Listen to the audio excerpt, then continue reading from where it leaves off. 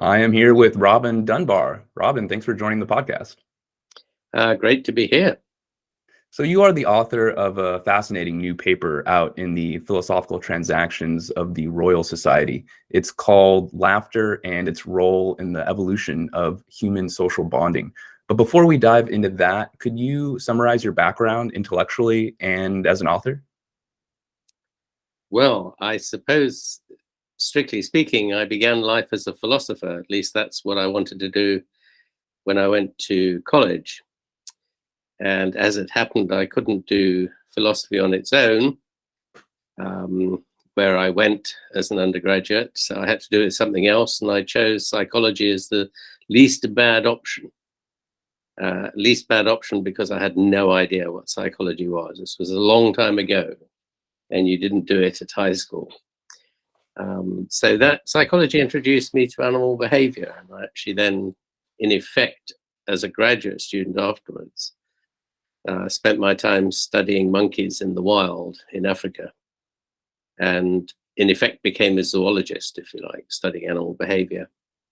But I've kind of always maintained this tripartite intellectual framework, which involves both anthropology as the discipline that sort of studies human behavior and evolution at one end, psychology, which studies the mechanisms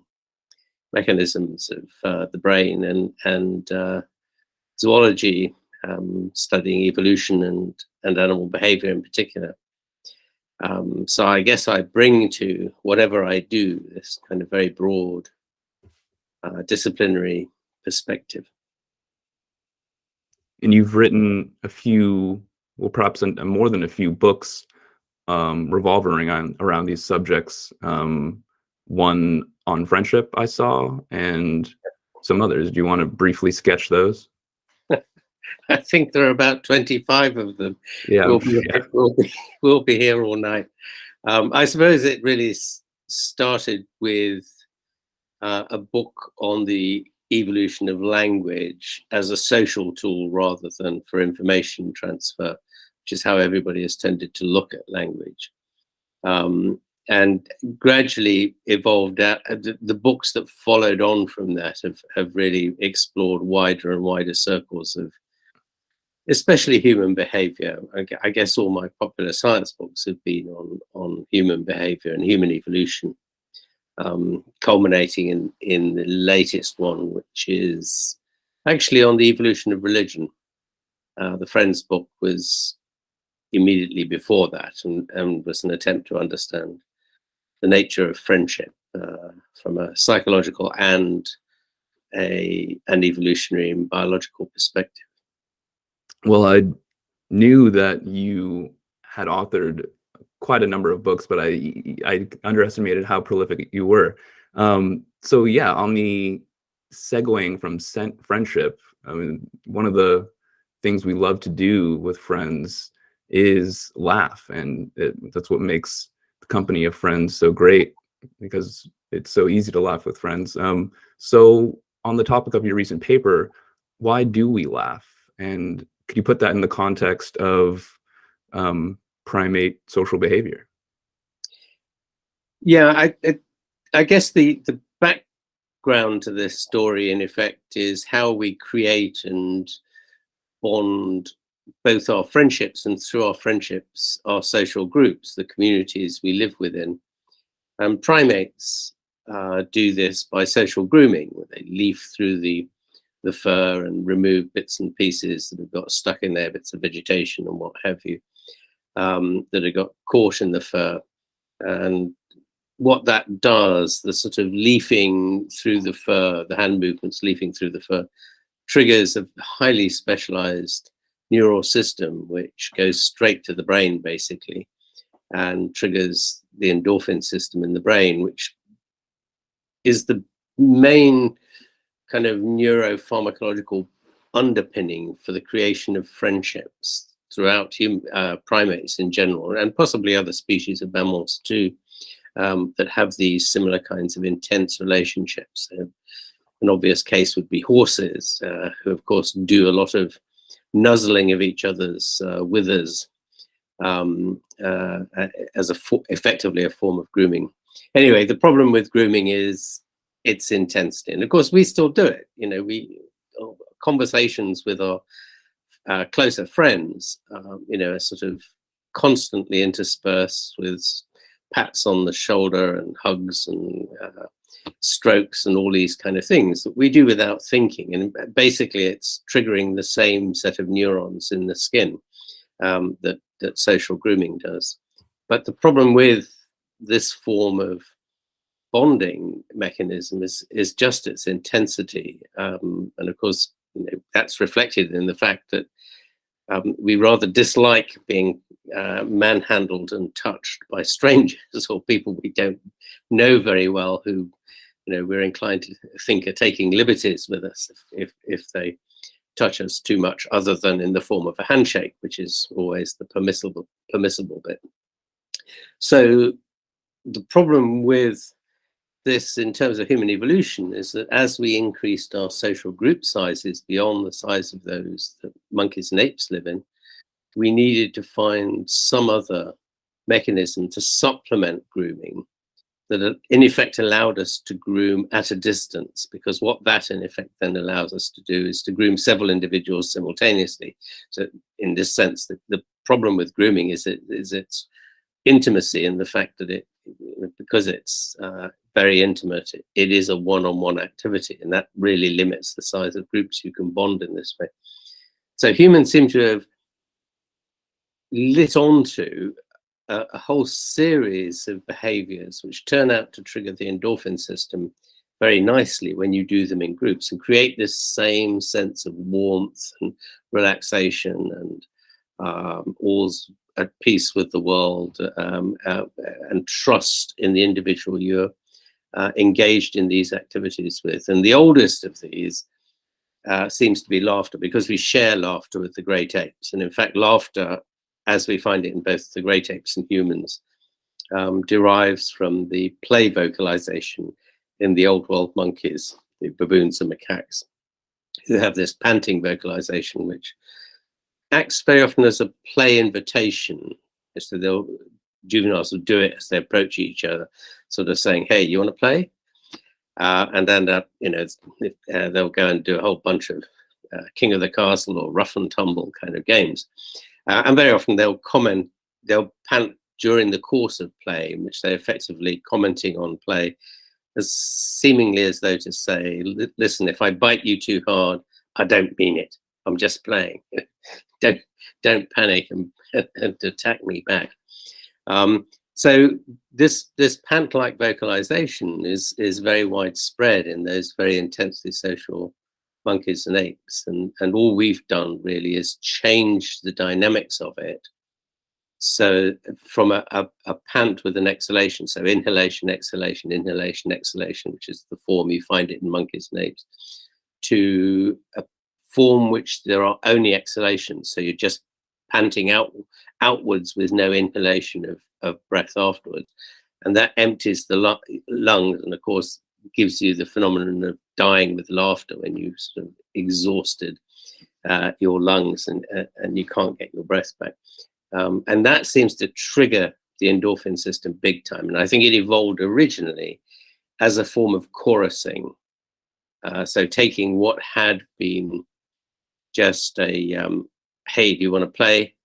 kind of vocalization, to becoming between two individuals, to being repeated endlessly between a group of individuals, if you like, sitting around the campfire. So it's kind of like chorusing, kind of like good old-fashioned round the campfire community singing, songs that everybody knows, and if you like. And in many ways very similar, because it doesn't really matter what the words are.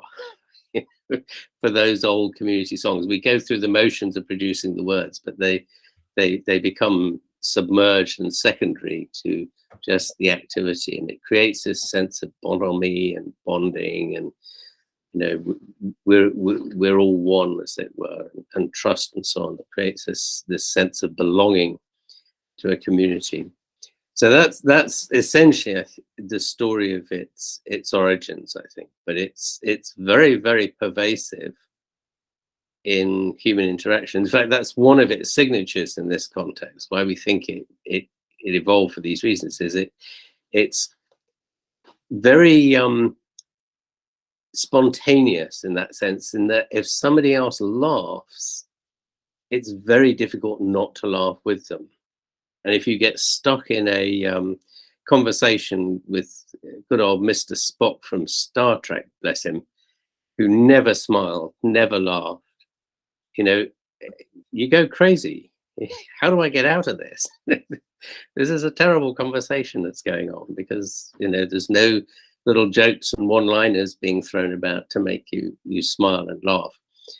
So laughter is kind of important in our everyday conversations, you know, and make the conversation flow in a very musical sense of flow. You know, everything's like, you know, a jazz performance. Just once you press the button, the thing takes off on its own, and it has all these wonderful effects.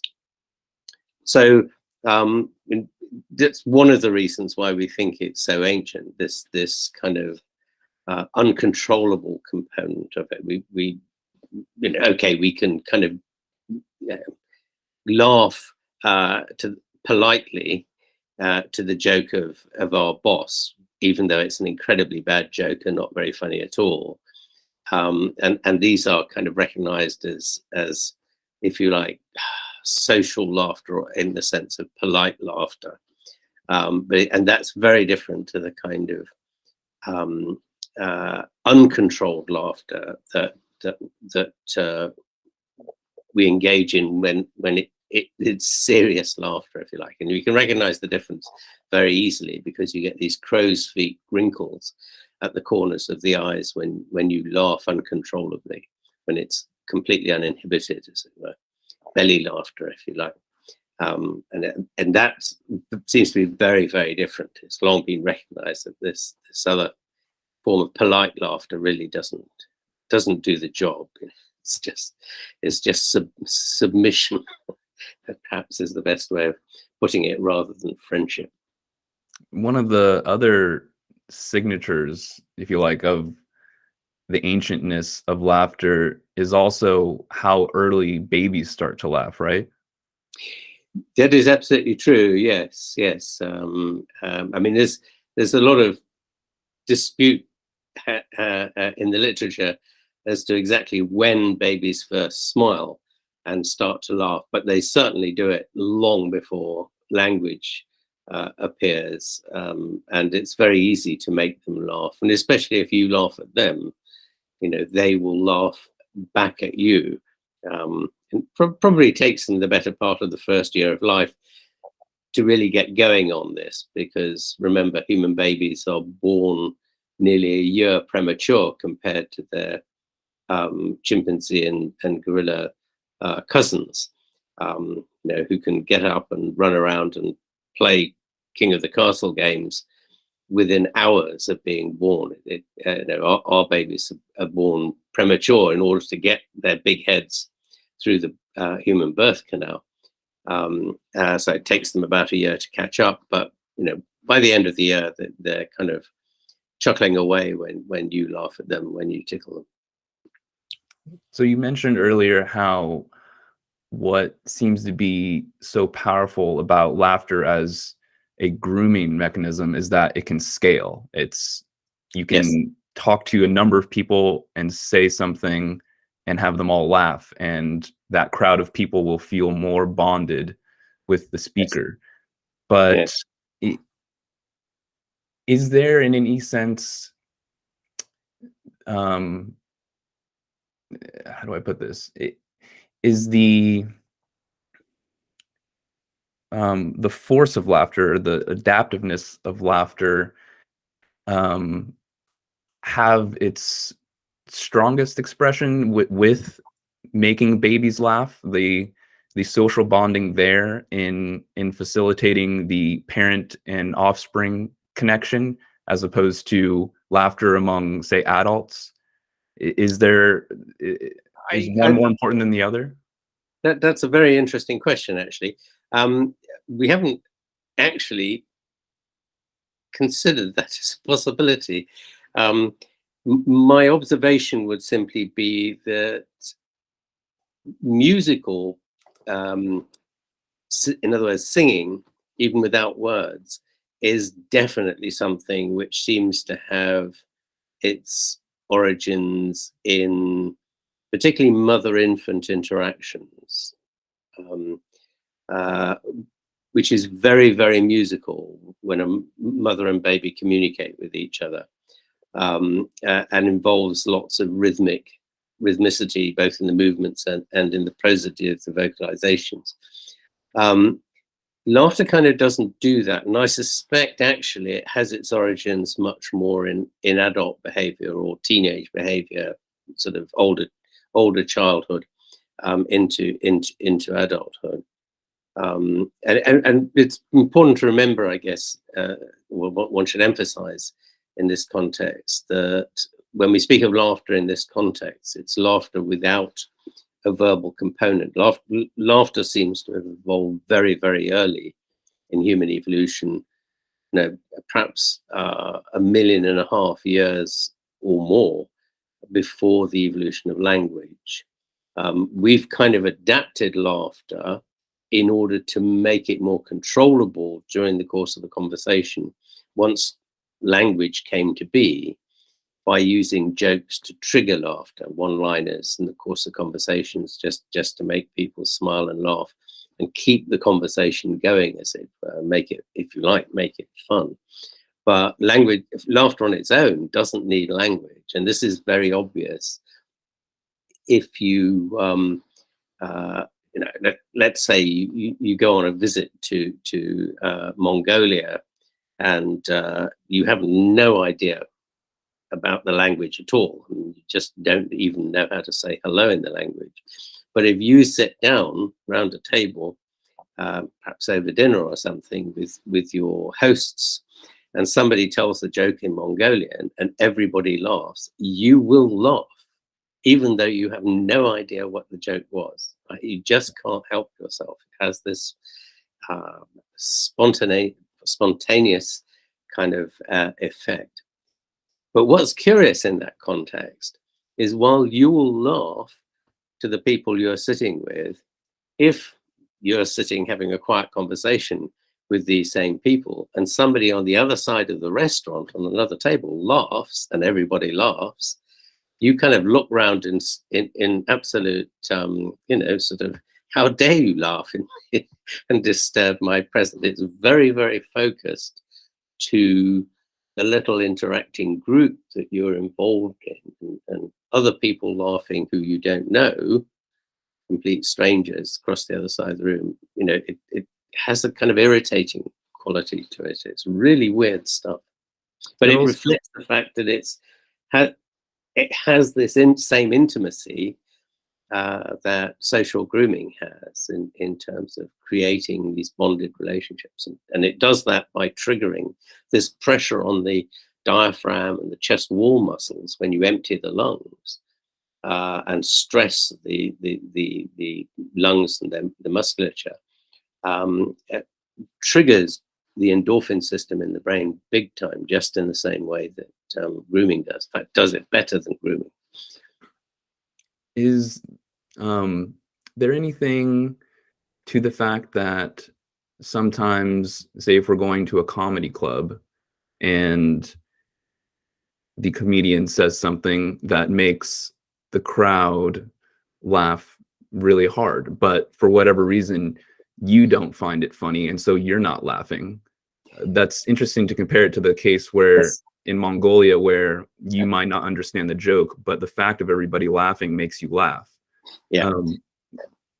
Comedy clubs are an interesting phenomenon in this context, actually. But of course, remember, comedy clubs are very recent invention, probably only going back to, well, I don't know, when at their earliest, probably in the form of comedy plays, as in the sense of Shakespeare's plays, and their predecessors, which is only going to take us back a couple of thousand years at the most. But comedy clubs as we have them really go back to vaudeville perhaps in the end of the 19th century, rather than much earlier than that.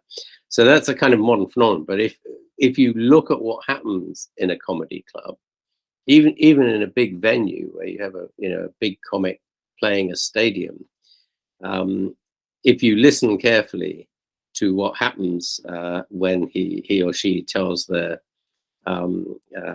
crackingly good joke, not everybody is laughing at it. Well, it tends to go in a kind of Mexican wave format as little groups of people laugh amongst themselves. And my sense of this is, and we've never looked at this in detail, but my sense of it is that you're sitting there with your 2 or 3 friends that you came along with to the event, and you're forming a little virtual table between the 3 or 4 of you and the comic on the stage.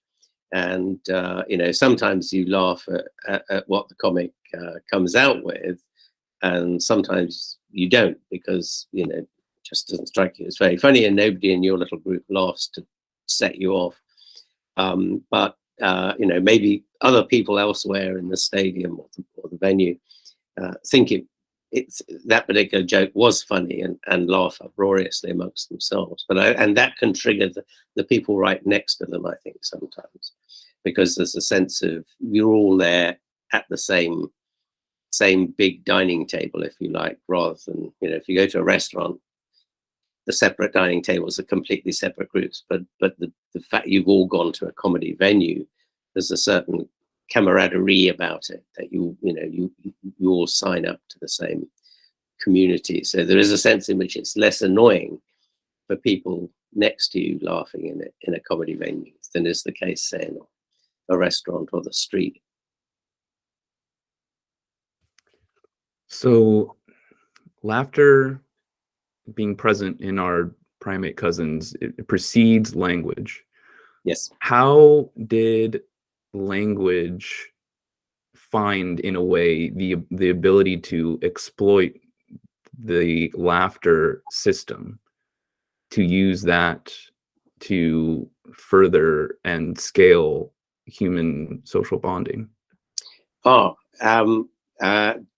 Therein lies the big issue. It doesn't actually use the same mechanism as, or put it a different way, language doesn't use, or speech doesn't use, the same processes and mechanisms as laughter.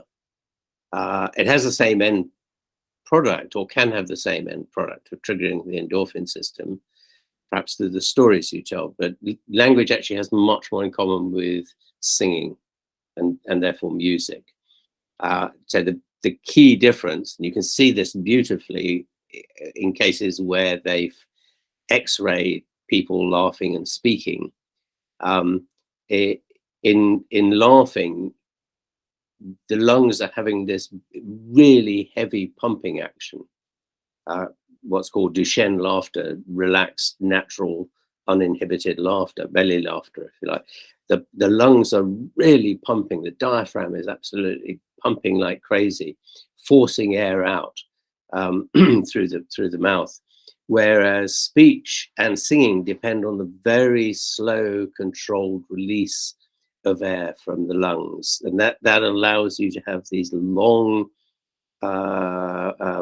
breaths, out breaths, if you like, that enable you to speak complex sentences with many subclauses before you run out of breath. So it's a very, very fine controlled process, and they seem to be under laughter, and in that sense, the breath control involved in laughter and speech seem to be under the control of different neural systems from the brain.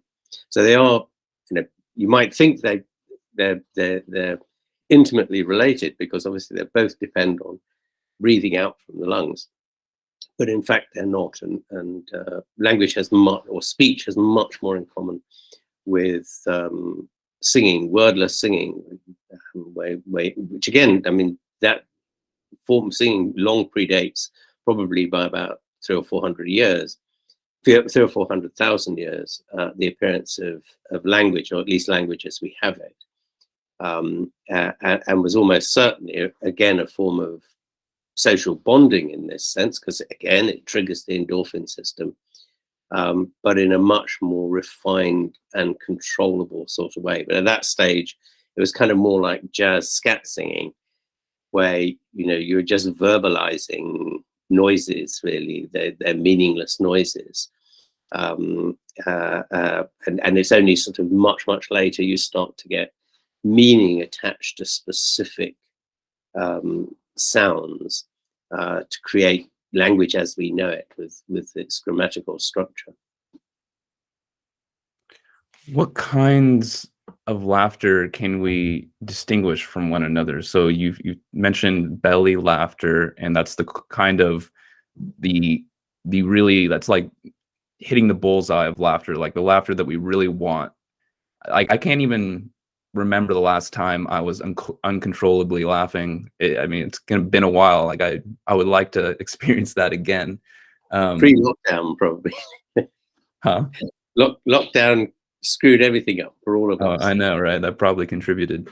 And then there's the other sort of laughter where we're in free-flowing conversation, and it's, I don't know if perfunctory is the right word, but you kind of give somebody a laugh if they say something that's perhaps mildly humorous, and it's not something that's not uncontrollable, but it's something you kind of offer someone. Yes. And I mean, what other sorts of laughter are there, and what are their, do they have different functions? Yes, well, the main division is between what's called Duchenne laughter, after the great French neurophysiologist in the 19th century who first recognized it. Duchenne laughter and non-Duchenne laughter. This is the major division. So Duchenne laughter is uncontrolled laughter, and is associated with these crow's feet wrinkles at the outside of the corner of the eye. And non-Duchenne laughter is what we would consider polite laughter, as it were.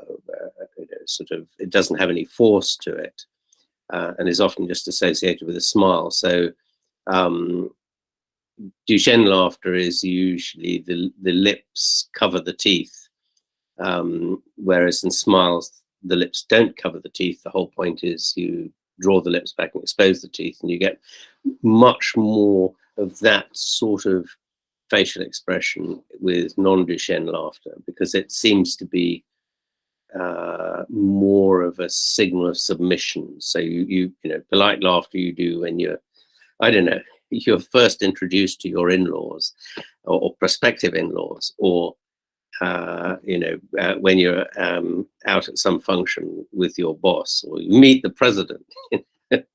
All these kind of social contexts in which the relationships are very asymmetric, and you're extremely nervous and very, very, very subordinate. And then you kind of produce a lot of these polite forms of laughter. So you've got these two major divisions, and then the two of them are sort of subdivided in various ways into different forms, which are more basically differ on intensity. So you can have a completely, let go belly laugh in which you just can't stop laughing, but that sort of shades off into less and less intense forms of laughter, of the kind when your best friend makes a joke in the course of conversation, which is kind of mildly amusing, but isn't exactly going to set the world on fire. And it's a bit more than a polite laugh that you give him, but it's not a full letdown, the works, as it were. So there are these distinctions, and on the whole, we're quite good at distinguishing, recognizing laughter, just hearing it without actually necessarily seeing the person. So hearing it on the radio, if you like, it's very often clear. And indeed, that's why they put, canned laughter on films and on TV sitcoms, because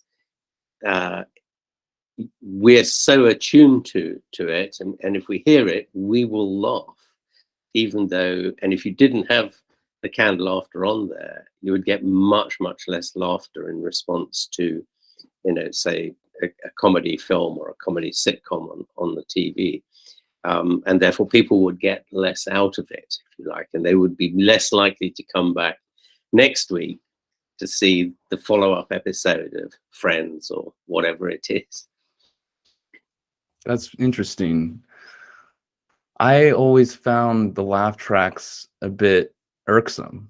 Yeah, people do, but remember, they've been doing it. Hollywood started doing this way, way back, and at that point, people weren't so sophisticated in kind of knowing the background to this. I think it's become more irksome as we've kind of learned that that's what they're doing. Feel a bit cheated, but nonetheless, it's actually very difficult to not smile a bit more broadly if there's canned laughter on the, particularly if it's well done. I mean, I think it's, when canned laughter is kind of not very skillfully done, that's when it becomes irksome, because we're very attuned to why and when and how people laugh. So we recognize that this is artificial, and then it's grating. It's like hearing, somebody on another table in a restaurant laugh out loud. It's irritating. Whereas when it's done very skillfully, as it often actually is, it just makes you laugh. Can you say anything about the tendency, or perhaps is a better word for it, but when someone is able to make you laugh, perhaps someone you don't know very well, that has the effect of disarming you against them. It sort of lowers your guard and you become more open to what they have to say, even if you had some prejudgment about who they are or what their views might be about something. You seem to be much more ready to hear what they have to say with an open mind if they can make you laugh. Yeah. Why is that? Again, it's the same process, because as long as they make you laugh, rather than simply laugh themselves, which is one of the characteristics of laughter, as it were, is the person telling the joke always laughs first, almost always laughs first, just a fraction of a second before everybody else starts laughing in response to the joke. So you've got the whole group, the speaker and the listeners, all laughing together in this kind of group chorus.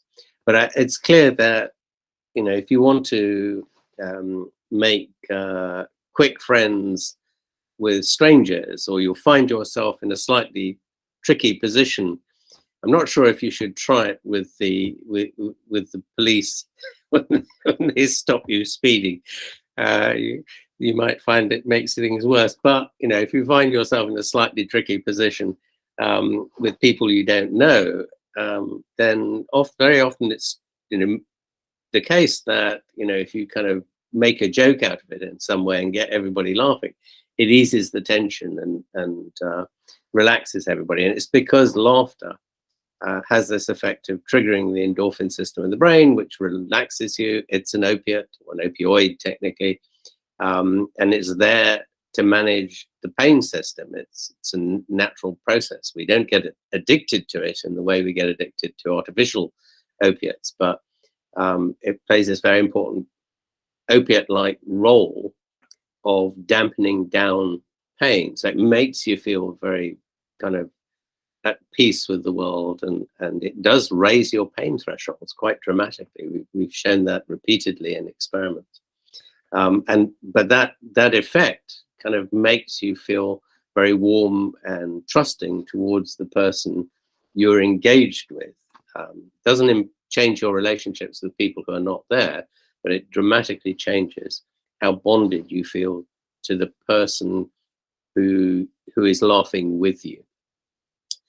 So as a social strategy, and I suppose we all know that people that make us laugh and are forever telling clever jokes, not dumb jokes, but for actually very skilled at making other people laugh.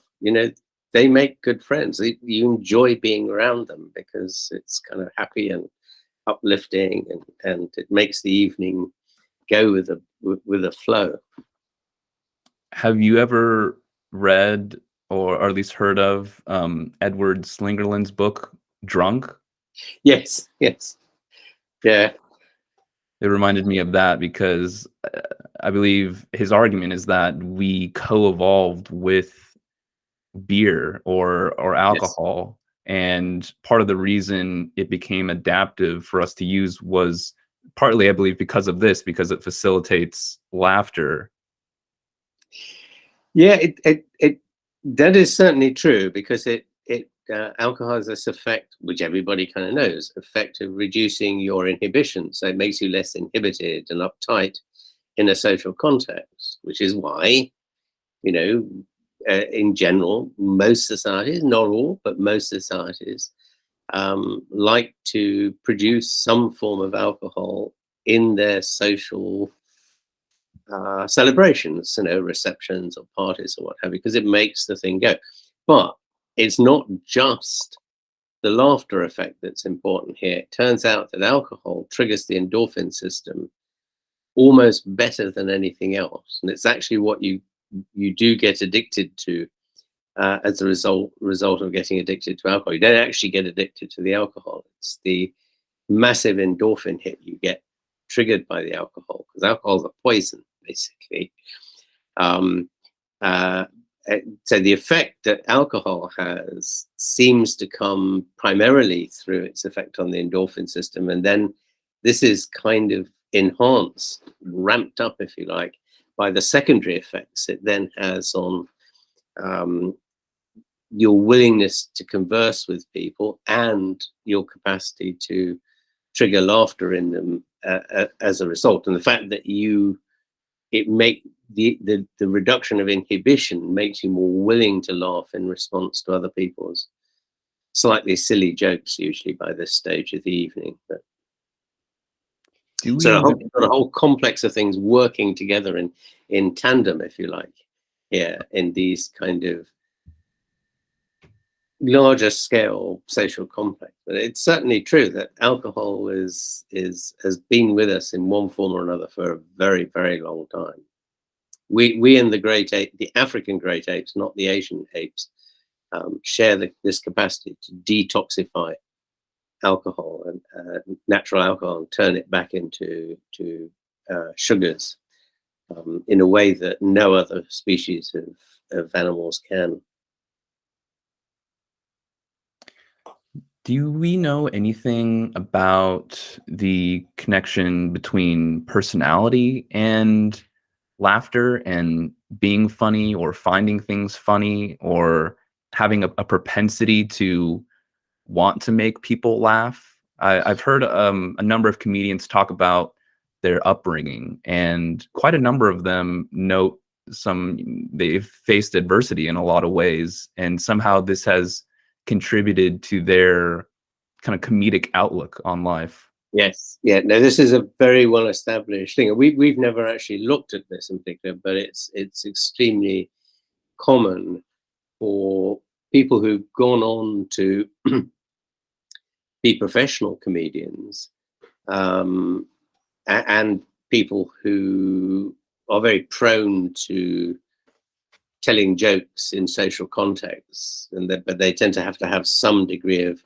extroversion to allow them to do it. But very often in their background as kids at school, they were bullied.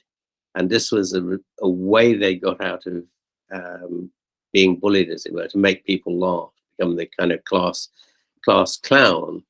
And they kind of developed this skill over the course of their childhood and teenagehood in a way which, if you don't develop that, I mean, not every kid that's bullied at school or in the street ends up as a comedian by any stretch of the imagination. You need to have this kind of ability to tell jokes in some sense, or to make people laugh, as well as the background.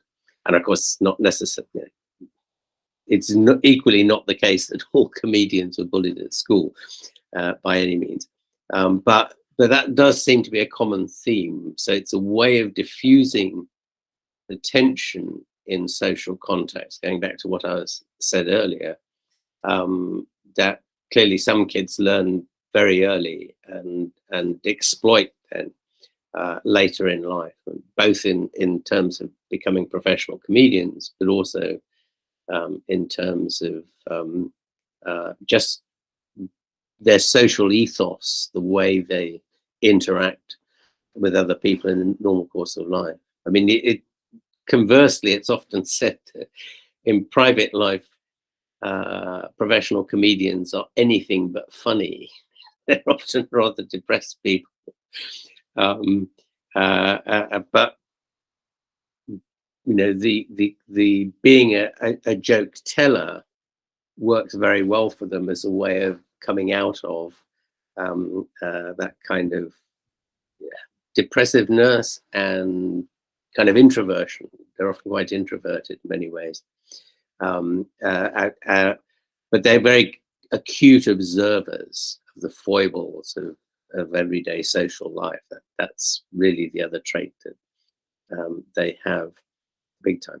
But you know, telling jokes is a skill, and if you're good at it, it makes your kind of pathway through this complex social world we live in much smoother, in just the same way as music does. You know, if you're a good pianist, in a barroom pianist sort of sense, you can sit down anywhere and tinkle away on the ivory keys. You're never without friends. You attract people to you because of the pleasure that they give, especially if, you know, sing song around the campfire with the guitar, or sing song around a piano in a bar. These things create this sense of bonhomie and social bonding and community making in exactly the same way that people who make you laugh do in conversation. And there is an effect that has where people are exceptional in doing something that brings us joy or delight, where we will excuse them for a lot of things because they do something so well. This is probably true, yes. This is a well-known phenomenon of moral, what's the word I'm looking for? Pardoning, as it were, of certain kinds of people. We do it terribly frequently with respect to our family and close friends. That's really where it comes. You know, we will allow our family and close family and friends to get away with moral infringements in a way we wouldn't tolerate in strangers and less closely related people. And by the same token, somebody who can make us laugh or make us feel happy and contented and at peace with the world by, you know, playing music in the corner of the room and getting us all up and dancing and so on. Again, we'll excuse all sorts of moral failings from them. Right. Moral partiality is what the philosophers call this. Yes. Back to where we started with your first initial interest in philosophy. Yes. Well, Robin, coming up on an hour here, I want to give, before we close out, you an opportunity to tell our listeners where they can find you online to discover more of your work. Do you have a Twitter that people can follow, or a website where people can see what you've done and what you're up to? You have to remember, I was born before the dinosaurs went extinct. You know, I'm so casual about these things. I've never quite got around to setting up a Twitter account or a website of my own or anything like that. I have a LinkedIn account, which you can occasionally I post stuff on when I remember. But I'm very lazy. But you know, if you Google me, you'll find me. Excellent, excellent. Well, okay, thank you so much for your time and talking about this ever interesting topic. You're very welcome.